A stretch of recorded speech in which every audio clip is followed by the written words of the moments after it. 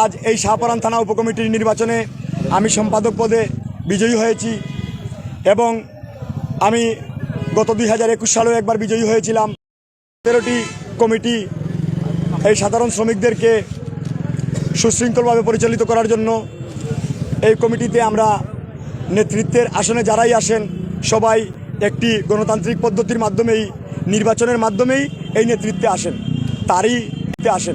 তারই একটি ধারাবাহিক অংশে আজ এই শাহপরান থানা উপকমিটির নির্বাচনে আমি সম্পাদক পদে বিজয়ী হয়েছি এবং গত 2021 সালেও একবার বিজয়ী হয়েছিলাম।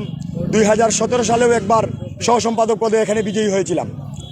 আমি আমাদের ট্রাক শ্রমিক ইউনিয়নের পক্ষ থেকে আমাদের বর্তমান বাংলা সিলেট জেলার truck pick up covered van শ্রমিক ইউনিয়নের পক্ষ থেকে সম্মানিত ভিউয়ার্স, দেশ ও প্রবাসের যারা আমাদের এই ভিডিওটি দেখছেন সবাইকে ট্রাক শ্রমিক ইউনিয়নের পক্ষ থেকে সংগ্রামী শুভেচ্ছা এবং অভিনন্দন। আমরা একবার বিজয়ী হয়েছিলাম। 2017 সালেও একবার সহসম্পাদক পদে এখানে বিজয়ী হয়েছিলাম। আমি আমাদের ট্রাক শ্রমিক ইউনিয়নের পক্ষ থেকে আমাদের বর্তমান বাংলাদেশের উপদেষ্টা পরিষদের অন্যতম সদস্য হাসনাত আবদুল্লাহ সম্ভবত আগামী 18 তারিখ আমাদের জাফলং আসার কথা রয়েছে। আমি আমাদের আজকের এই অনুষ্ঠান থেকে, আমাদের এই নির্বাচনী একটি অনুষ্ঠান থেকে সাধারণ শ্রমিকদের পক্ষ থেকে একটি দাবি তুলে ধরতে চাই।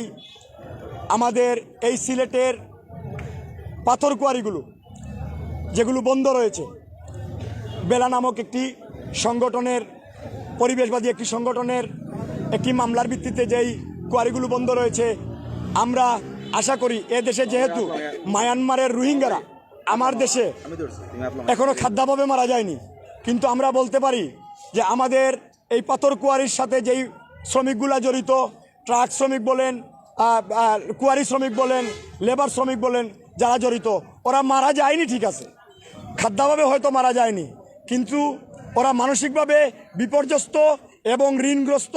আমি আশা করি হাসনাত আবদুল্লাহ যদি সিলেটে আসেন, আমরা সিলেটে একটি ঐক্যবদ্ধভাবে জাফলং এলাকায় ঐক্যবদ্ধভাবে একটি আপনার দাবি তুলে ধরবো যে আমাদের এই পাথর কোয়ারিগুলো খুলে দেওয়ার জন্য। আর আমি আমার আজকের এই বিজয়ী মুহূর্তে আমি এবং আমার পরিবারের পক্ষ থেকে সিলেট জেলার truck pick up covered van শ্রমিক ইউনিয়নের সকল শ্রমিকবৃন্দকে জানাই সংগ্রামী শুভেচ্ছা এবং অভিনন্দন। আমার